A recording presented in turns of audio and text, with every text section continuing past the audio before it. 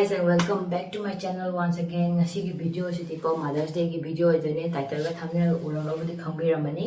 Ado ngasi Mother's Day gi quite first ai gi video wi biriba mothers puna makta happy Mother's Day na hana wish tawjage. Ado ngasi gi di ai akoi mada Mother's Day ki damakta surprise video mo ina ai hapka charage ko mayam ado ngasi gi surprise video se ai huji ko khoi ma da huji Mother's Day gi wish amta taw tri ko ado ai huji ma gift podi ready ore khoi ado ready gift ready ore ko ado na next ta ai huji taw ge ta se cake am lai ruge ado ga ma gi bouquet am ga lai ruge na chat ke taw bane ado quite fast ado hana lai thurage ado ga ma ji wish taw ge ma se nungai ra maroi ba set or mani ba ai na huji ko wish taw bi da ado ai huji quite fast magi kano do magi cake hana layruga cake to layrage aduga bouquet to layrage ai happy adum ocharake ai chatpado aduga mayam haujarage video se adu mayam video se nungai bitagadi like share and subscribe to ko biram gono mayam support to bio ai grow to no bagi damakta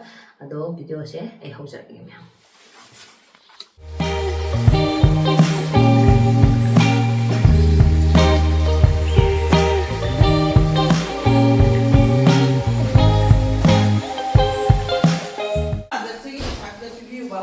Happy Mother's Day ki gift pi bala abadi se Happy Mother's Day. Thank you. Hey, ki yaw ni. Dai tàu đâu bơ de dang gi. Ok tho. Izo pa yakte. Ahun chudro sa. Noi sa ba yaro ko. Izo ba hon ba si ta ko ni ba. Sigar chingam tak tira. Rambutan. Anh nga ui ne sa. Anh kanin sa. Nó ka pha ba to oi ro ko thun da sa se. Sao? Aina lay lay ge zat pane ba lay lay du shok bodi sina phatra. Anh nga ui. Ndune. Ki on charo.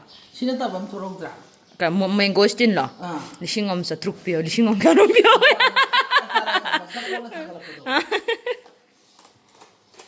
Ni pikan ta yam ta khol ta ni da.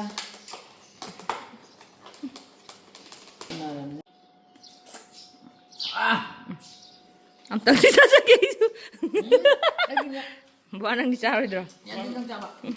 그냥 Tadi 만 다리가 masih ta ba di tang yung may ta da nai no na jari sa kan na hona han baga man biro. Lai. Mother di pot lai. Sound siya bro. Okay. Na ba yaw bigan. Haure. Happy Mother's Day ni. Happy Mother's Day ni birthday.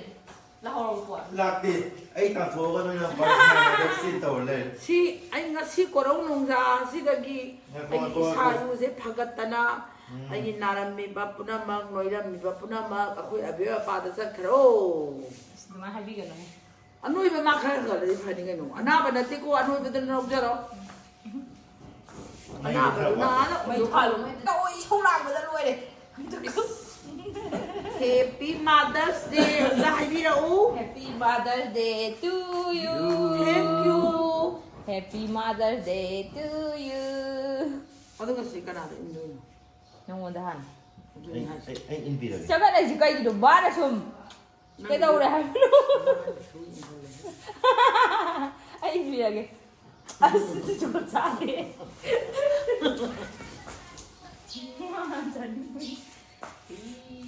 Parang naroon gawa ng video na yung sir, hindi ko alam gawin ko dito. Sa video ay masin ko ba lang. Kundi. Ang hawe. Hawe. Ay, Ang tawa. Ikaw daw rehan mo sa akin. Lausan rồi mà mai về được chưa giờ? uy, tagatid si Carmen. Tagat yan, upload to yan naman. Upload. Facebook. Đâu ông thích video lâu rồi làm hậu ấy. Hậu nha. Làm hậu á này sao ra? Kasi, Nene, noi ta thuk hay ra là tập đi đấy. inbigalaw na. Noi na si dang bi Mai đấy. thì về được sao được mà lại? Ay, inbigalaw. Ay sao nhỉ mà. Mày ra. Nó dậy baga ande. Sinam mo siya. Kilo ba? 그만 이걸로. 이마는 인거다 bro. 후디주 능 짜오른 마마다 마는 인거다. 낫띠. 아. Mix ano nung ilaw? Nang ikaw mo ron. Ay, sorot na. Yang rồi. Kaka mo ron ang gaya. Mix fruit. Nangis siya. Hawayam na. Taga. Siya nangis siya ah. Say happy Mother's Day. Thank you. Iya ba? Kan dyan tayo ng ko. Yan hindi ka daw ayos ha niya.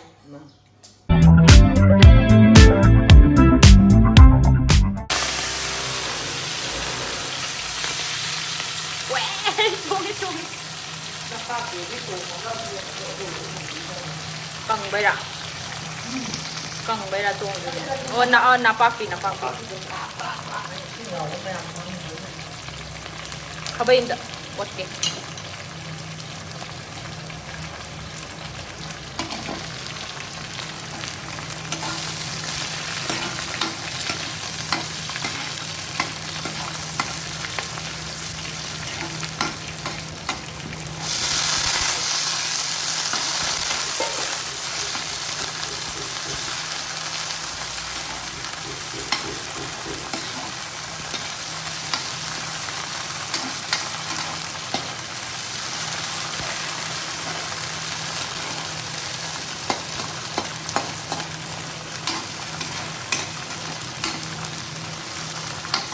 Magi kano di masala di kay hapte.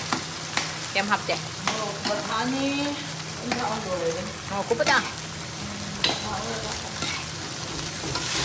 Oh.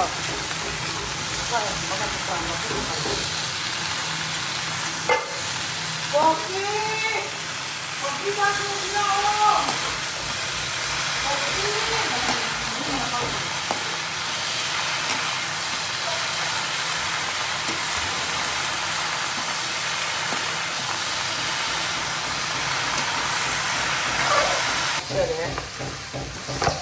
Uish.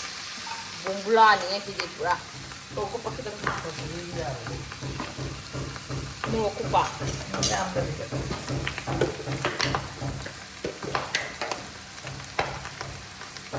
Iya man daw.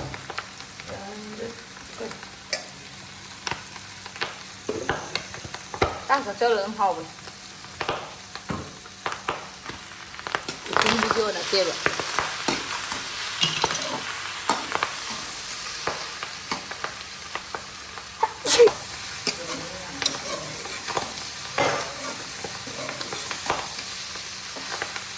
Sogri dạ. Sogri half crab. Sogri thùng này lùi. Sogri thùng này lùi đây nè. Jadi aspirapik. Kang pik thala me nyau ne. Ika kang di ai khata loi ku tapoken.